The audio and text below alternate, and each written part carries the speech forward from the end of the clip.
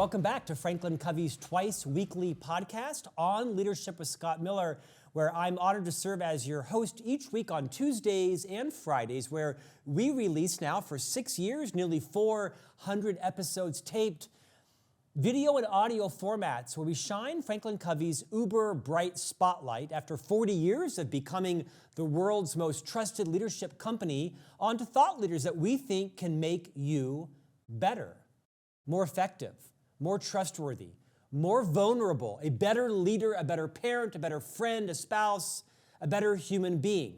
Generally speaking, we interview minds that have expertise on aspects of life that make you a better leader inside your organization.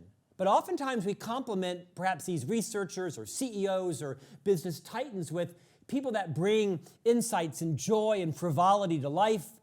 Usually they're authors, but not always. And today I am honored that Jenny Lawson is joining us. You know her as a force of nature in the blogosphere. Her books have brought light of day to a taboo topic known as anxiety, depression, mental illness. I would argue that she is one of the voices that gave permission to the world to normalize the conversation around various forms of mental illness and did it in a way that no one has done it before or after her. Her books are prolific.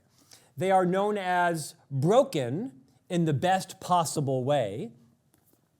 Let's Pretend This Never Happened, a mostly true memoir. And then my absolute favorite, just by the cover alone, is Furiously Happy, a funny book about horrible things. Joining us from Texas, Jenny Lawson, welcome to On Leadership. Hello, thank you for having me. What is going on behind you? Now, the majority of our listeners can't see this, but we have a large audience that joins in audio, and to their delight and horror in equal parts, there's some stuff going on behind you in those bookcases. Beyond the several thousand books, there's like a Ripley's Believe It or Not museum going on there. Are you on set, or what's happening back there?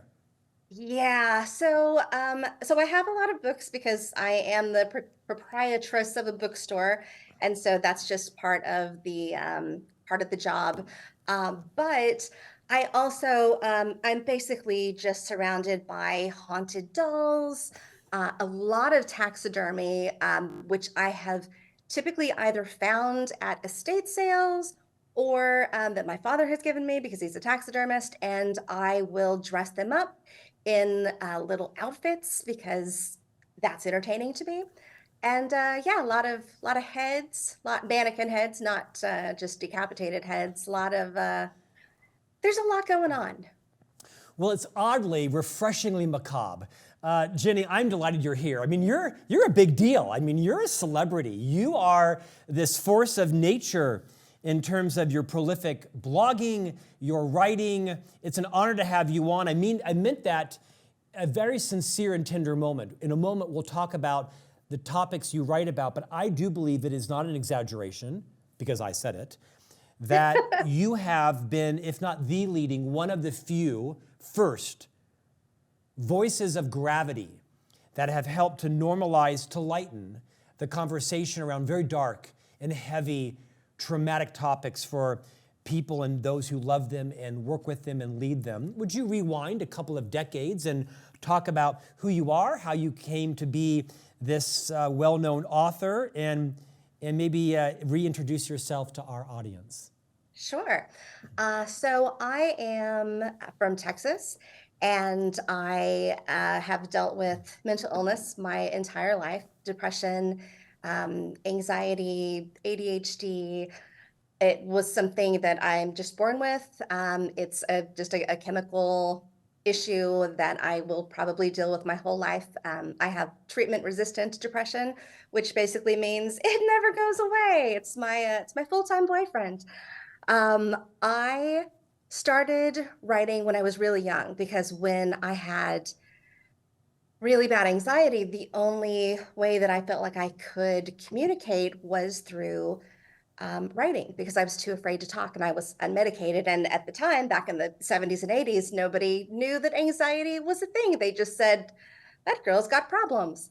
And so I started to write, and I wrote for the Houston Chronicle when I got older doing blogging, and I just did it for free.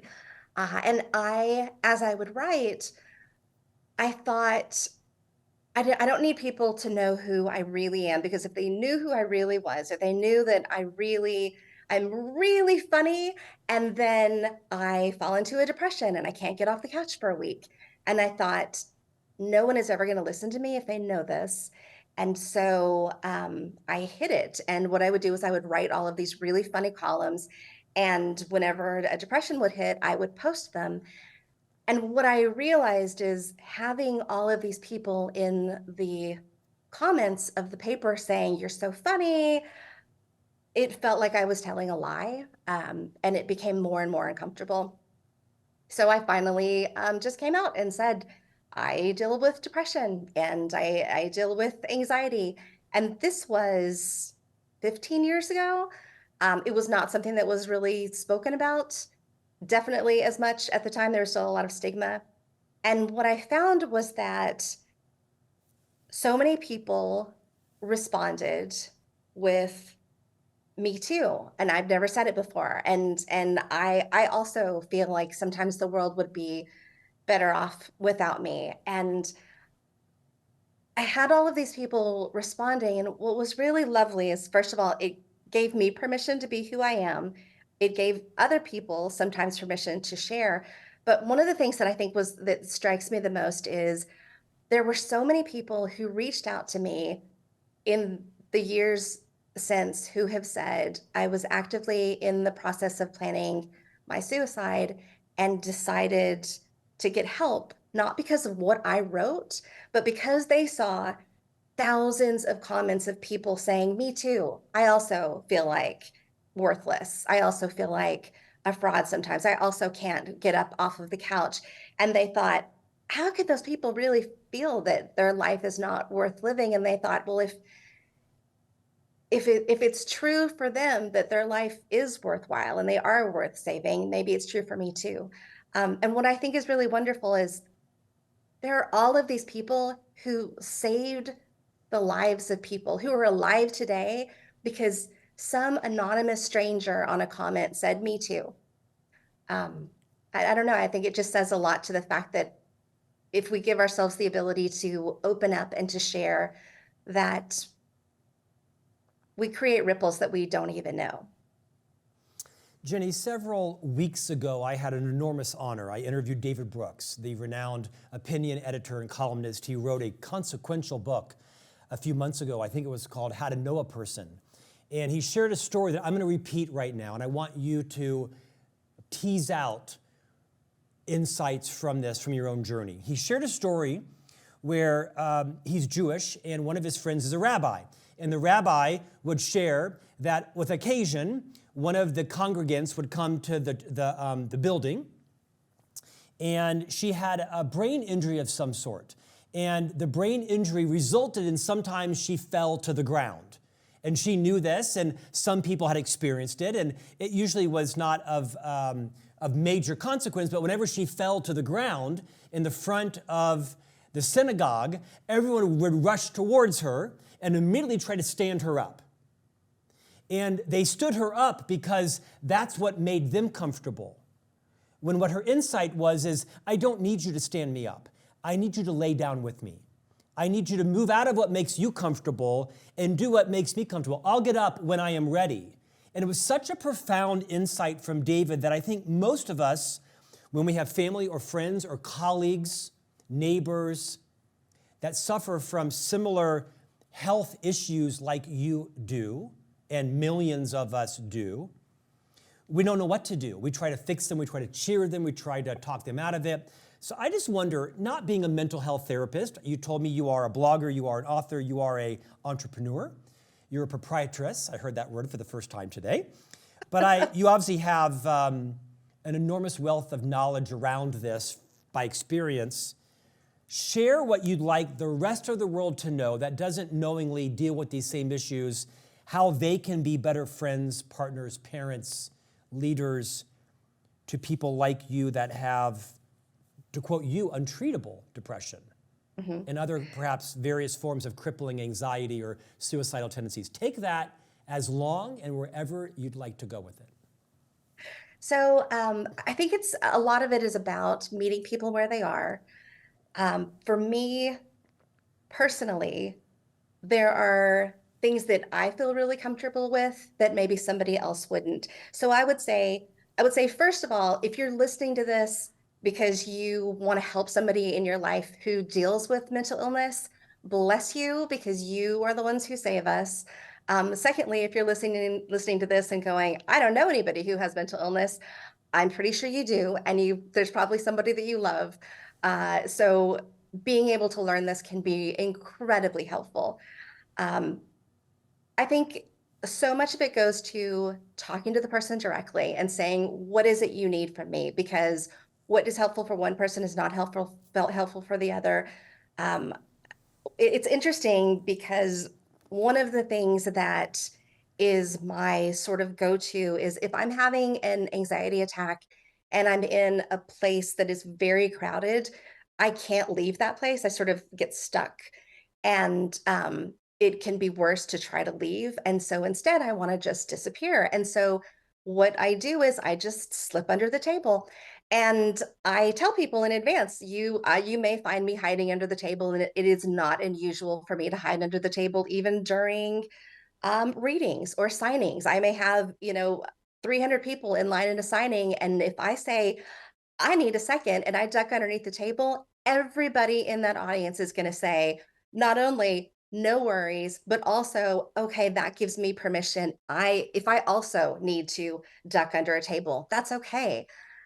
One of my favorite memories, I was at a writing conference, and it was packed, and there were 1,000 people in this conference, and I started to have a panic attack, and I slipped under the table, and I thought, I'm so happy that I'm with people who, first of all, understand, who aren't going to make a big deal about it, who are going to hand me a glass of wine under the table and keep going. But what was really lovely is I got under the table and I sat there for a few minutes and I caught my breath and I looked up and I saw another woman also hiding under a table on the other side of the room. And I just kind of waved to her and thought, you have no idea what is going on, under the waves of the ocean or under the tables, or if we're vulnerable about who we are and how we struggle and how we live, then not only does it give us permission to be who we are, but it gives us permission to say, this is what helps me the best. And it gives other people permission to say, maybe it's okay if I mention that I also have an issue and this is the way that I'd like to be treated. Normalized talking about mental health issues, you've made it lighter. You haven't tried to minimize it. You just made it more comfortable. Then you took it further and sort of brought this level of vulnerability that was not just outrageous, but it was funny. Meaning people like me that are reading your books are laughing, and then we laugh some more, and then we think, oh, I wonder if that's what so-and-so is going through, what they're thinking, and how could I bring some levity? Not levity as in minimizing it, but just, hey, let's talk about it. Your books are hysterical, furiously happy, a funny book about horrible things. There's lots of stories I could pick. Do you mind if I just pick one of my favorites? Oh, please. Okay, bring it on. This is a public service announcement for those of you who may have sensitive hearing or sensitivities. You might want to go listen to NPR for about 4 minutes, then come back, because this chapter is hilarious. And this is why I prefer to cut my own hair. This is a story about your experience in a hair salon. Would you retell that story, maybe with a little bit of judiciousness? But, part of what makes you who you are is you talk about real life. So take that where you need it to go. I warned the audience. What's really weird is, so I have part of my part of my mental illness because of the medication that I take, because of the treatments that I take, transcranial magnetic stimulation, ketamine, all sorts of different things. And I wrote about this in my last book because it's become a little more invasive, is that I have truly a terrible memory, to the point where even when sometimes when people will say, "Oh, remember that chapter?" I'm like, No, not really." And actually, what's sort of funny is I wrote on this last book, I wrote this chapter that I thought, this is really funny, but I can't find an ending to it. And so I'll come back to it later. And I later realized I had already written it. I had already written the exact same chapter. The first one was funnier. And then the second one, I had to like kind of go in and add. But my memory is so poor that even though it's in my book, I'm like, yeah, I think that's the one where I passed out at the when I was getting my hair done, or No, was this is that the one where you were offered a certain level of service and you confused it with another level of service on different parts of your body. Oh, yes. I remember it had something to do with the Brazilian Yes. waxes Well, and in fact, your beautician offered you a Brazilian blowout, and you then proceeded to have a long conversation about the horror of what you thought that meant, known to some as a Brazilian wax. And the two of you got into this remarkable conversation around, well, no, actually, that's not what's going to happen. It's just my point of bringing that up. I could have picked any chapter because they're all equally as funny and sort of life affirming. You write about real stuff. You write about most things people don't talk about, that thing that they laugh about. Why have you chosen to sort of throw most caution to the wind and just put your entire self in your writing? there's a couple of different reasons. One is nobody is like me. And I think in some ways that can be probably a wonderful thing, because there are some people who are like, not my cup of tea, says vagina too much. What's wrong with this person? Um, but I am uniquely me, and I want to be able to share that. The next is that because I have such a bad memory, even when I wrote my first book, that was the main reason why I wrote the book, was because I have such a bad memory. I needed to write everything down because it's lost otherwise. And so I have to remind myself of like, oh, I went on that vacation, or I learned that thing. I sort of have to relearn over and over these lessons that I have learned. And the other thing is that there is something about taking a monster subject, whether it be depression or miscarriage or grief or chronic illness or so many other things that I have dealt with. Taking those things and laughing at them can make a monster so much smaller, first of all. Secondly, it invites people in on things that they maybe wouldn't necessarily read. I have so many people who have read my books and have said, I don't relate to any of this. I don't have mental illness. I'm not a woman. None of this relates to me at all, but it's so funny that I couldn't stop reading it. And now I have a better understanding of, my wife or my kid. Um, and so I just think that's really helpful. I do sometimes worry that people will think, because I do write ridiculous and, slightly unhinged things, that I'm making fun of whatever the subject is. But I just think if you can't Yeah, I don't get that. laugh at it, you're gonna cry. And I already do too much of that with depression. So let me laugh. Well, from a guy who does not suffer from mental illness yet, hold on, I have 3 young boys that are doing their best to push me there on an hourly basis. The number of bombs that drop in my house before shower time at night is horrifying. It never would cross my mind that you're making fun of kind of anybody other than your circumstances, not your health or somebody Yes. else's. I want to ask you a question. Sure. Other than our mutual obsession with taxidermy, we share something else in common. I'm kidding. I have no interest in taxidermy. You should. It's fantastic. I should not, and I love that you think that's fantastic.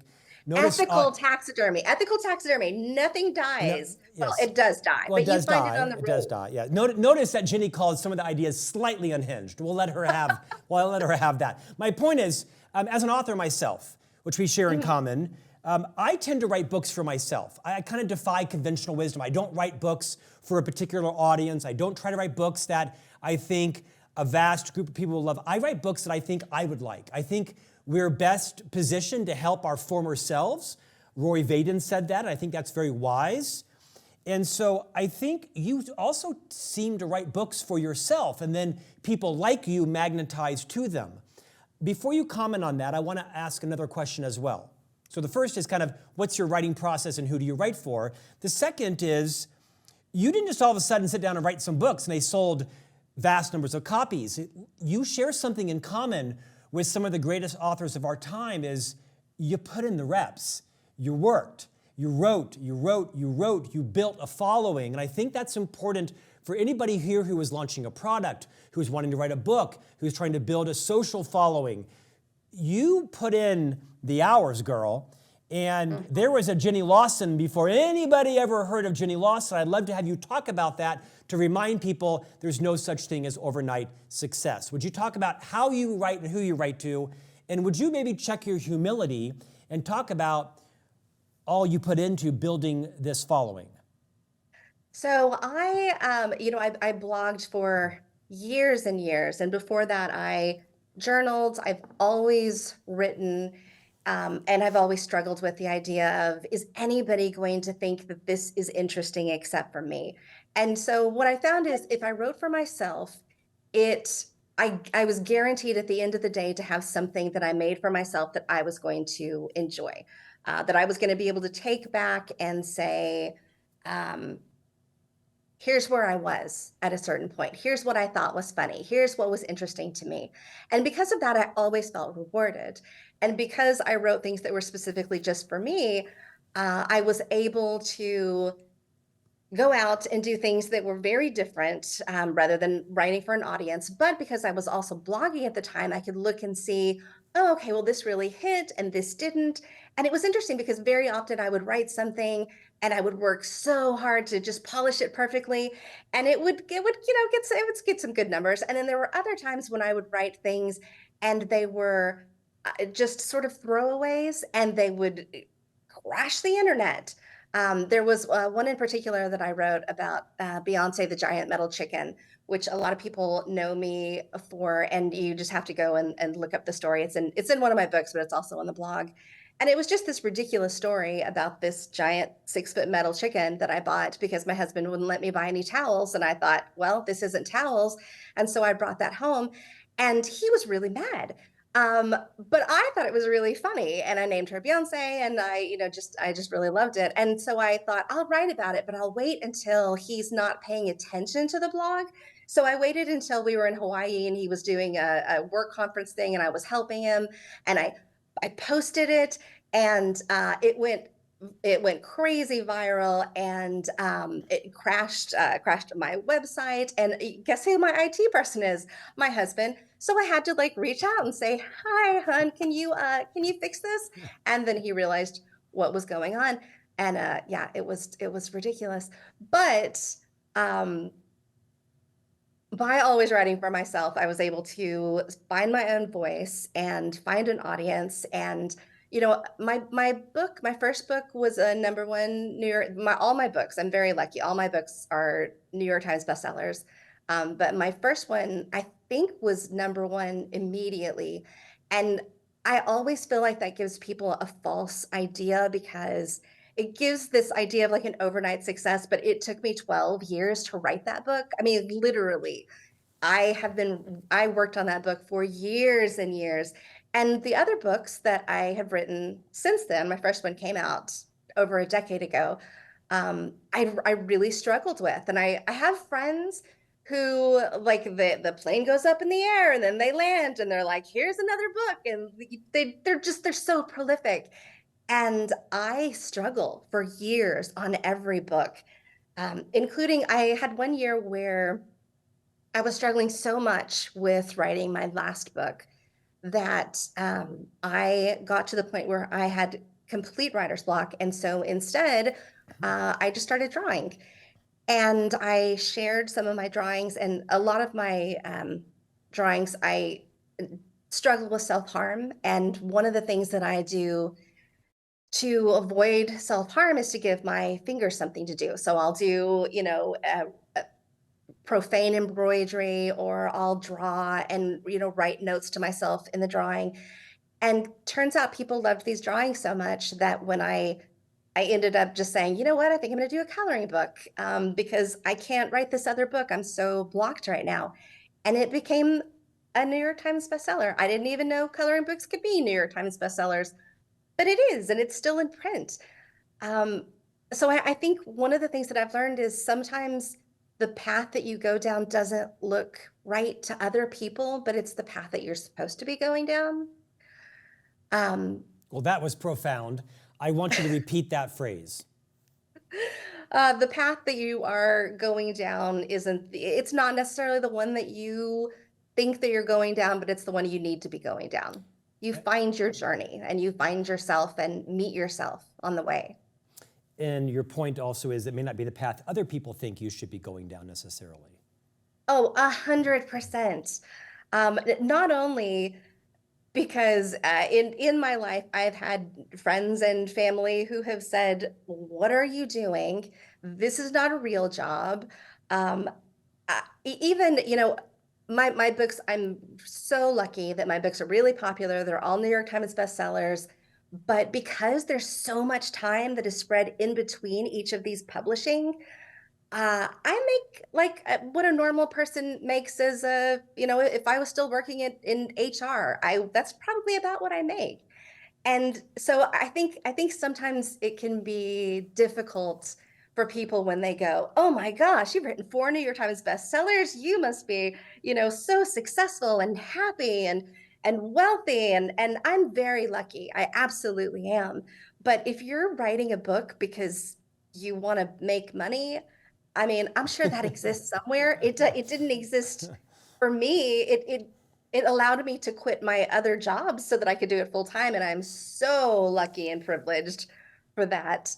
But then you But if spent it all on those crazy looking dolls behind on you, on right? the my little haunted dolls and all the souls of Victorian children inside of them. Jenny, Webb, how old were you and how did you come to name and know that you suffered from clinical depression or mental illness or self-harm or anxiety or perhaps had suicidal ideation? What was that like early on when you came to understand it and know it and recognize that it was who you are, and it was perhaps chemical, it was biological, it was something that you were going to have to figure out?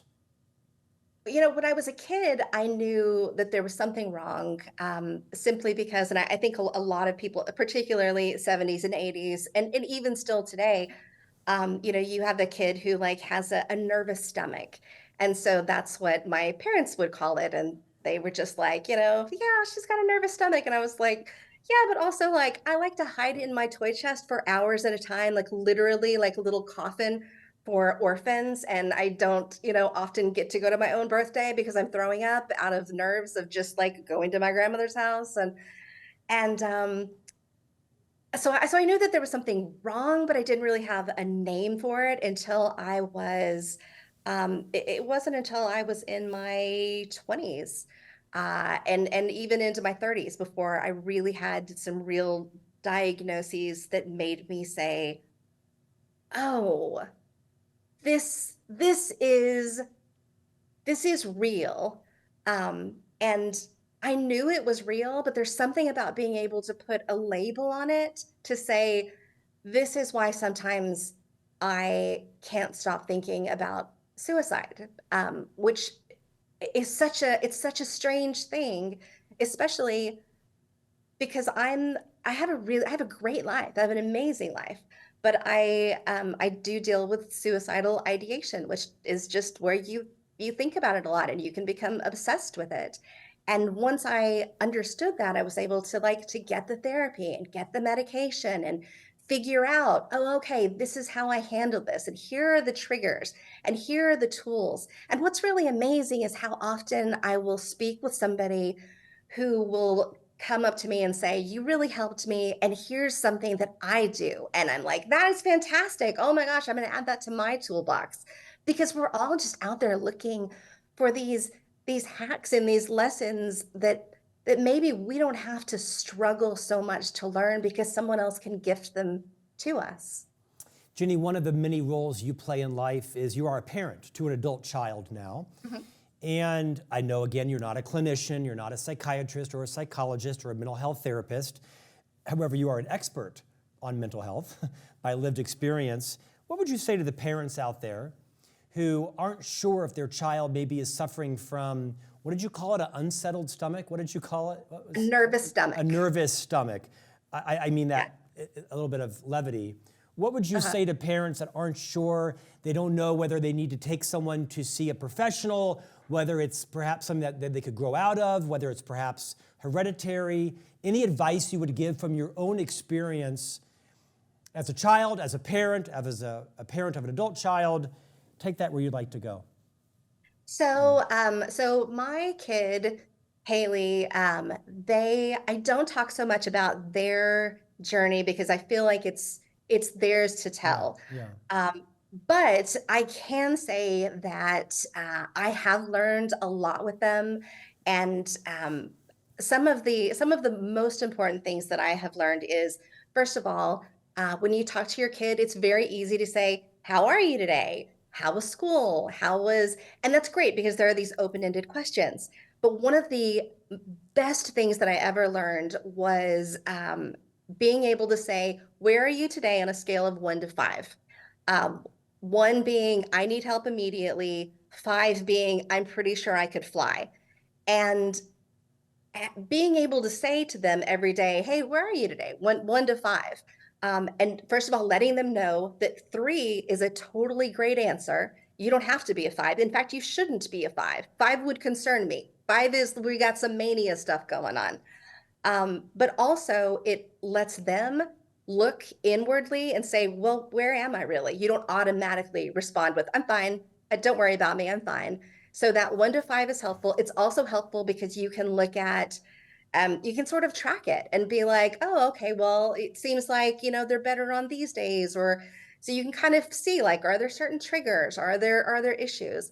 Um, I think it is never a bad idea to allow a kid to see a therapist if they want to. It's not always cheap, and I totally get that because it's usually not covered by insurance. But if you have a kid who can go and talk to somebody who is not you and who can just listen, sometimes that can be incredibly helpful. I think another thing that is really helpful is finding out from your child what it is that they want from you. One of the biggest lessons that I have learned and I'm continuing to learn is when my child comes to me and talks about, like, here's a problem that I'm having, I want to fix that problem because you're only as happy as your saddest child. And what I have learned is that they don't want me to fix the problem. They just want me to listen to the problem and say, that sucks. I'm so sorry you're dealing with that. How do you feel about that? What are your thoughts about it? Um, and before, when I was trying to fix everything, they wouldn't share as much because they knew if they said, this professor is such a hassle, that I would be like, well, maybe you should talk to them. Have you tried to do office hours? Maybe they're having a bad day. And instead, if I just said, that sucks, that guy sounds like a real a-hole, then they were more likely to say, yeah, but everybody has a bad day. Um, I think also one of the most important things that you can do is to be honest with your kid about your own vulnerabilities. When I was a kid, I remember not being able to question adults, that if an adult told you to do something, even if later you found out it was illegal, you were just like, okay, an adult told me to do that. And later when you get older and you realize, oh, it turns out that teacher was totally wrong, or that person should never have said that thing to me or done. Um, and I think letting them know, even as a parent, I'm still going to screw things up, I'm not perfect. I struggle with things too. It's okay to say, hey, uh, I'm not always going to do things the right way, but I'm going to do my best. It gives them permission to know that they can do the same thing and say, hey, I screwed up at, being a kid, or this thing that I did, and I need to come and talk to you. The vulnerability is, I think, so important. And I think the thing that I would also say for parents who are currently struggling with fear of, how do I help my kid? Love them as much as you can. Know that you're gonna get through it, even though it's maybe gonna be really, really hard. You'll get through it. It's gonna be okay. If you're doing your best, you're doing everything right. And if you only have 40% to give, then you gave 100% if you gave that 40%. For a long time, I really struggled with the fact that because I have depression, I wasn't always able to be the mother that I thought I was supposed to be. And I would see all these people on Instagram, and they were like cooking 4-course meals, and they were, spending, just doing all these things that I couldn't do on those weeks when things were really bad. And when things were really bad, um, I would just tell my kid, I don't feel so well. And so instead, we would sit on the couch and we would watch Doctor Who together. And when they got old enough and I was able to explain to them, what depression is and sort of what it looks like, I apologized for all of that time when we ate microwave macaroni and cheese instead of like a real meal. And they had no bad memories of that. Instead, they remembered that as being some of the best time that they ever spent, because I wasn't paying attention to anything else except for them. It was just me and Haley on the couch with Doctor Who. So yeah, I would say don't judge yourself so hard. So hard, because if you're doing your best, that's all you can do. Jenny, I would invite you to share more stories from your books, but the odds are you would forget them, so I won't take that risk as a host. Thank Instead, I will ask you to look into the future. What is next from you, and what can we expect, assuming you remember? Actually, so right now I'm working on a book that is sort of a collection, a toolbox of all of the things that have helped me, because I have such a bad memory. I will continually forget the things that I have learned, the tools that I have learned, or maybe it's a phrase or an idiom or something that makes me go, okay, this is going to get me through the day. So I thought, I need to put this all in one place, because right now it is spread over a million different notebooks. And I just thought, I think other people might enjoy this as well. And the more that I reach out and ask other people, I'll ask, friends, because I've had so many amazing friends give me so much great advice. For example, Neil Gaiman, when I first was reading my Let's Pretend This Never Happened, I was doing the audio and you could hear the nerves in my voice, and it was very obvious, and they kept cutting, and every time the producer was like, no, I can hear you, I need you to have some more confidence. And I knew that they were about to replace me, and so I excused myself to go to the bathroom, and I am sure that they were calling Betty White to do it, and instead I sent a message to Neil Gaiman, who was just as kind as you imagine that he would be. And I said, I know you have practice on this. Do you have any advice for me? Because I'm about to blow this. And he said, pretend you're good at it. And I walked back in and I pretended to be someone who was good at narrating a book.